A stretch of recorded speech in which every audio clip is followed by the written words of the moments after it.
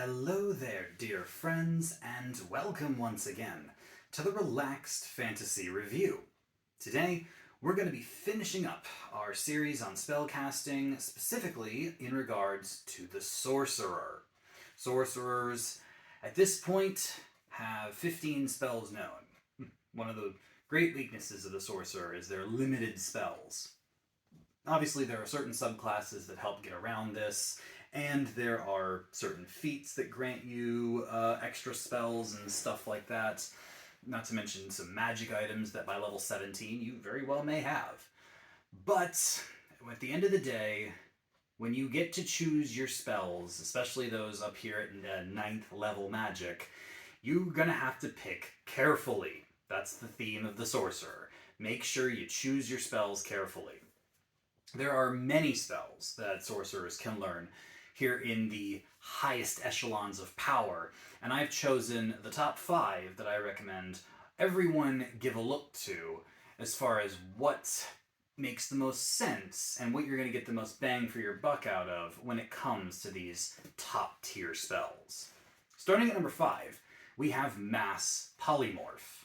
Mass Polymorph, like its younger brother, Polymorph, transforms people into beasts. Mass Polymorph just transforms a group of people into beasts. You choose a beast of half your level or lower in CR rating, but so when you're level 17, that means you can transform into beasts of CR 8 or lower, which is all of them. You know, the most powerful beasts in D&D are CR 8, so you can transform into any beast you want, and you can transform your party into any beasts you want. And you can even transform enemies, but that they get a wisdom saving throw to resist it. You concentrate, it lasts an hour, and now you've got all the hit points and strengths and attacks of these massive creatures. In the early game, when you first get Polymorph and you can do this, this is a really big boost to your health and to your strength. By level 17, though, this is less powerful. Yes, you can all transform into giant apes, or giant T-Rexes, or giant eagles, or giant crabs, or whatever. But by doing so, you're taking away, the fighter's ability to attack a bunch of times, or the paladin's ability to smite, or you're taking away their class features and replacing them with bestial features. Yes, they do get the extra hit points, which is why this is still not a terrible spell, but it's nowhere near as impactful as it used to be. At level 17, you're fighting monsters that could probably 1 or 2 shot the beasts you're transforming into, or that have resistance to the damage that these beasts are going to do, if not straight up immunity. So, how helpful it is much more niche, but it's still a spell worth mentioning. Now, for number 4 on the list, we're going to talk about Gate. Gate is a spell that does pretty much what it says. You create a portal on a flat surface. It can be anywhere from 5 to 20 feet in diameter, so you've got yourself a gate that can fit any creature, or most creatures anyway. And you tell the gate to link to a different spot on a different plane of existence, a different dimension. The astral plane, the ethereal plane, Mount Celestia, the 9 hells, you pick, and you get to open up a portal that stays open for 1 minute with your concentration, and you and anyone else can just kind of walk on through it. Which is the easiest way to describe gates, but there's one other thing it can do, and that is that you can speak the name of a creature, and the gate spell will open a portal right next to them and pull them through. So if you know the name of a legendary hero and you need their assistance, you can pull them through. They don't get a choice in the matter. If you know the name of the big bad, or someone who has, the legendary MacGuffin or a special item that you need, guess what? You can just pull them through the gate, no problem. Wherever they are. They can't hide from you. Oddly enough, unless they're on the same plane of existence that you are, because gate has to go to a different one for some reason. Either way, though, because there is no way to block this, it's a great way to, if you lose the big bad at the end of the conflict, you can still find him. The only person who can block gate, or the only creature rather, are deity level powers, such as if you tried to go to Asmodeus in the 9 hells and you tried to summon him or open a portal right next to him, he could block it because he's the master of that realm. Same with the other, gods that live in their different zones, whatever. They can block gate, but they are the only ones who can. So, pretty powerful, both for transportation as well as just wrapping up loose ends and finding people that are lost. Gate just does all of that, and it's really, really good for it. Now, at number 3 on the list, we have the most powerful damaging spell in D&D. Quite famous, Meteor Swarm. Meteor Swarm summons 4 meteors from the sky, each one with a 40-foot diameter, and you target 4 different spots with these meteors. Creatures in there make a dex save, and whether they make the dex save or not is actually somewhat irrelevant because the attack does so much damage.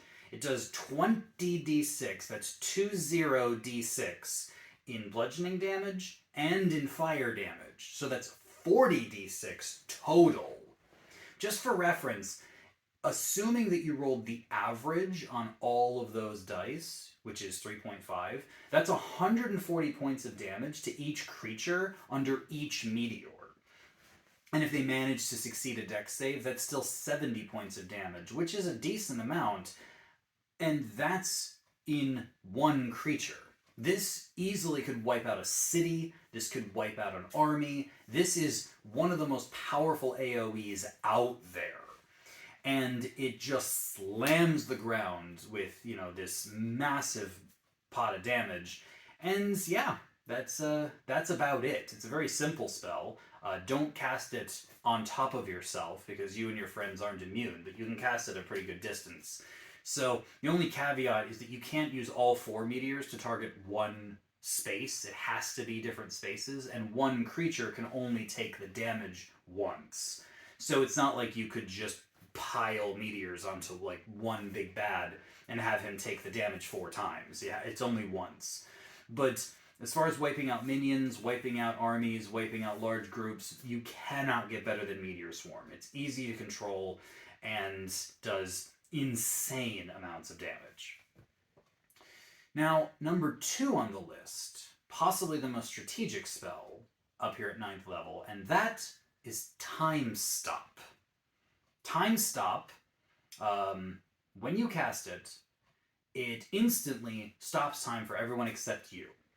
And you roll a d4 and add 1 to it. So anywhere between 2 and 5 turns in the initiative order, you get to take without anyone else getting to take theirs. So this means, because a turn in D&D is 6 seconds.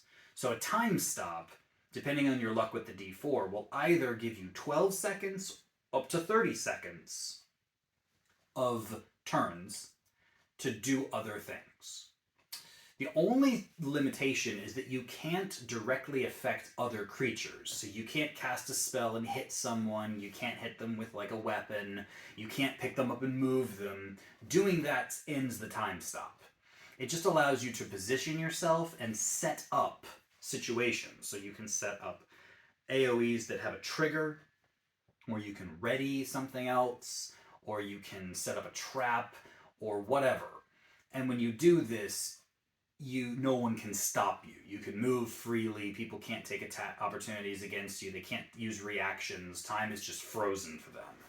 From their perspective, you just got 12 to 30 seconds of time for free.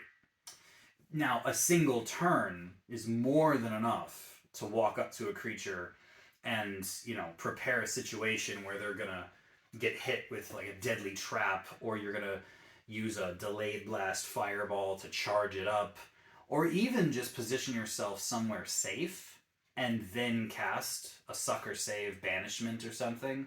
That would work.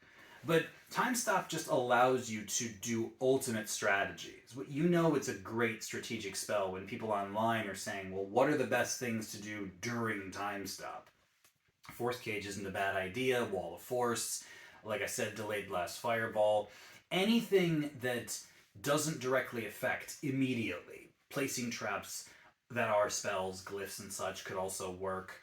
But all of these are great uses for Time Stop, and it truly gives a good thinking player a huge advantage in any fight, and unless it's counterspelled, it can't be stopped. There's no roll to like affect creatures, no saving throws, nothing. It just happens, and you just the only roll that takes place is how long it lasts. So great spell, absolutely top tier.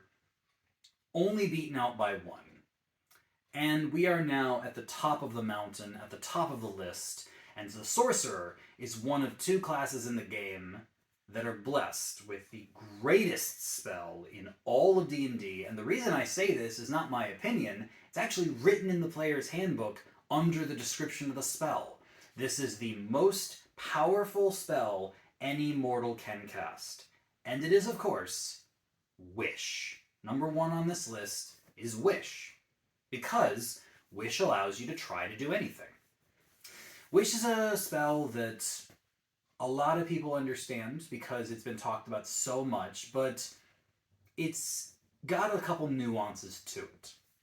First of all, the main use of Wish, and the thing that Wish is used for most often, is to copy the effect of any spell of 8th level or lower. From any spell list, any spellcaster, doesn't matter. It allows the spell to immediately happen. No long casting time, no expensive materials. You simply state what you want, make the wish, and that 8th level or lower spell will immediately happen. It's a great way to snap a simulacrum into existence, or to instantly hit someone with a resurrection spell. Or if you really wanted to, you could summon up a lesser spell like a Mass Suggestion or an AoE attack or whatever. Technically, Wish can do all of this with absolutely no penalty, no problem. You're just using your 9th level spell slot to summon up a smaller spell and cast it for free. That's the main use of Wish. But Wish can also be the monkey paw. You see, Wish, technically, you can ask for anything. You can wish for riches. The book says you can wish for something up to 25,000 gold pieces in value. You can wish for all creatures nearby to be healed through all their hit points and greater restoration effects. You can give everyone permanent resistances to damage types, or temporary immunity to damage types, or even undo an event. Like you wish that the turn before that, save or suck effect that didn't work, you wish that we would redo that, and you can hand out advantage, disadvantage, and people will re-roll stuff. And yeah, Wish can absolutely attempt to change the past. And you could ask for other stuff too.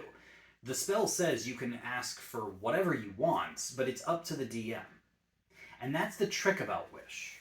Wish is the ultimate fourth wall breaking spell because the player character, the person you, the sorcerer, have been playing as for 17 or more levels, look at the DM and say, I wish that this would happen. And the DM says, yes, no, or whatever.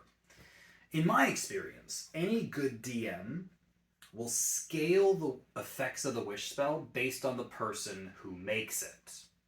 The very first time I ever had a player use the wish spell, they wished to live forever.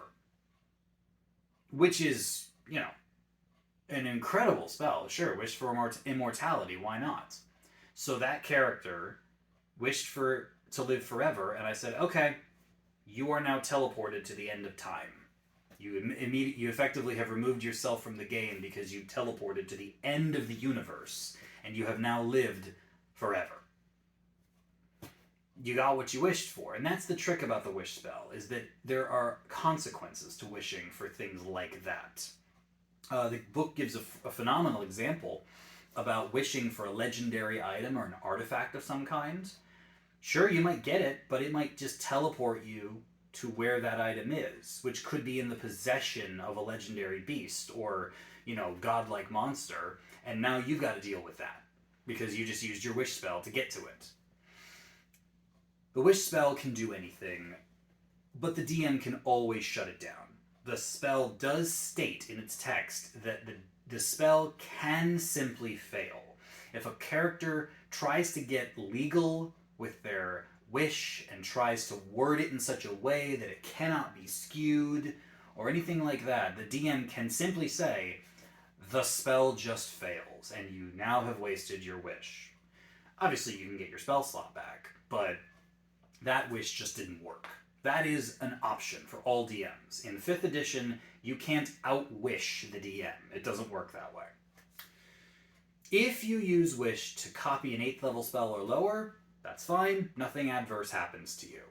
But if you use wish for anything else, either something you made up or one of the special effects that's listed, then you get some negative effects. First of all, until you take a long rest, any other spell you cast will deal a d10 of necrotic damage for every level of the spell.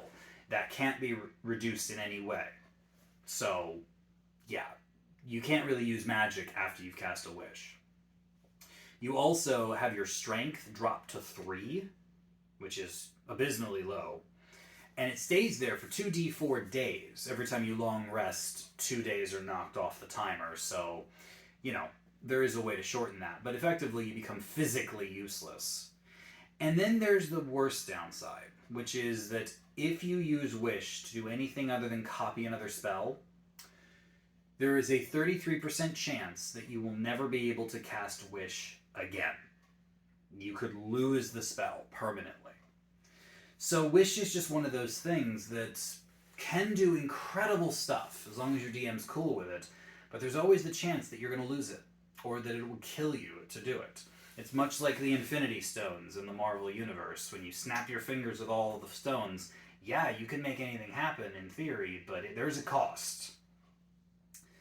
But still, being the most powerful spell in all of 5th edition, Wish belongs right up here at the top. And yeah, I can't think of a single 9th level sorcerer that wouldn't want Wish on their list, even if just to copy other spells. That's still an amazing effect. But that is the #1 spell in all of Sorcerer Magic. This has been the Relaxed Fantasy Review. If you enjoyed the video, please like and subscribe down below, and keep your eyes peeled for more spellcasting reviews coming down the line soon. Have a good one, my friends.